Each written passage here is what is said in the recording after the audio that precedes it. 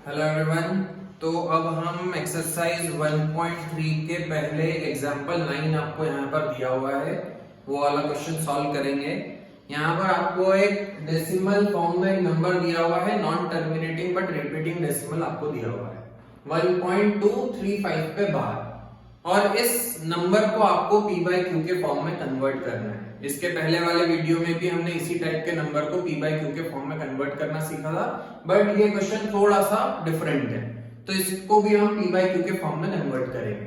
तो देखो यहाँ पर आपको नंबर दिया हुआ है 1.235 पे बार, मतलब बार बार रिपीट क्या हो रहा है, 35 बार बार रिपीट हो रहा है, 2 नहीं रिपीट हो रहा है क्योंकि बार सिर्फ 35 पे है, तो 2 वैसा का वैसा रहेगा। और बार बार रिपीटेशन कौन सी डिजिट्स हो रही है, 35 वाली डिजिट जो है वो बार बार रिपीट हो रही है।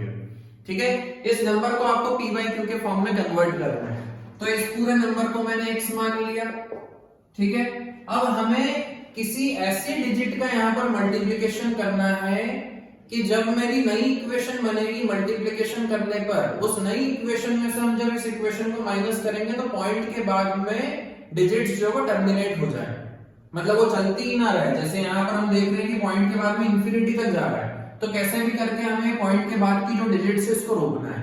ठीक है, तो यहाँ पर हमने देखा कि 2 एक ऐसी डिजिट है जिस पर बार नहीं है, तो सबसे पहले हम उस 2 को बाहर निकाल लेते हैं। तो यदि मुझे 2 को पॉइंट के इस साइड लाना है, लेफ्ट साइड में, तो मुझे यहाँ पर किसका मल्टीप्लाई करना पड़ेगा, 10 का। तो 10x इज इक्वल्स टू 12.35 पे बार, ये आ गया।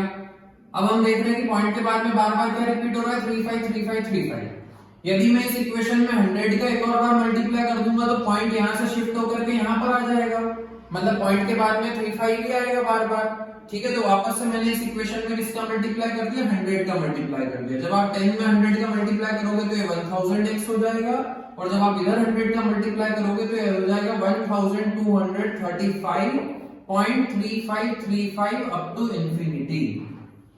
ठीक है, मतलब यदि पॉइंट के बाद में जो डिजिट्स दी हुई है उन सब पर बार नहीं है, जैसे यहां पर पॉइंट के बाद में तीनों डिजिट्स पर बार नहीं है, सिर्फ 35 पे बार है, तो सबसे पहले आपको इस टाइप के क्वेश्चन में क्या करना पड़ेगा, उस डिजिट को बाहर निकालना पड़ेगा जिस पे बार नहीं है।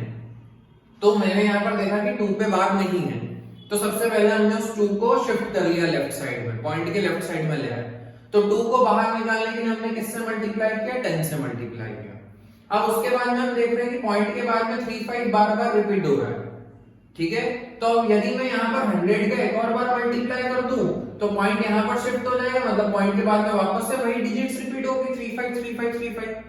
यदि मैं इस थर्ड इक्वेशन में से सेकंड इक्वेशन को माइनस करूंगा तो पॉइंट के बाद में क्या आ जाएगा, 0 आ जाएगा, मतलब ये जो इंफिनिटी तक जो चीज चल रही थी वो रुक जाएगी, पॉइंट के बाद में 0 आ जाएगा। ठीक है, तो this is our first equation, this is our second equation and this is our third equation. हमने क्या किया, सेकंड इक्वेशन को थर्ड इक्वेशन में से माइनस कर दिया, सबट्रैक्ट इक्वेशन 2 फ्रॉम इक्वेशन 3। तो जब आप सेकंड इक्वेशन को थर्ड इक्वेशन में से माइनस करोगे तो आएगा 1235.35 पे बार, इसमें से हम माइनस कर रहे हैं 10x इज इक्वल्स टू 12.35 पे बार, इसको माइनस कर रहे हैं।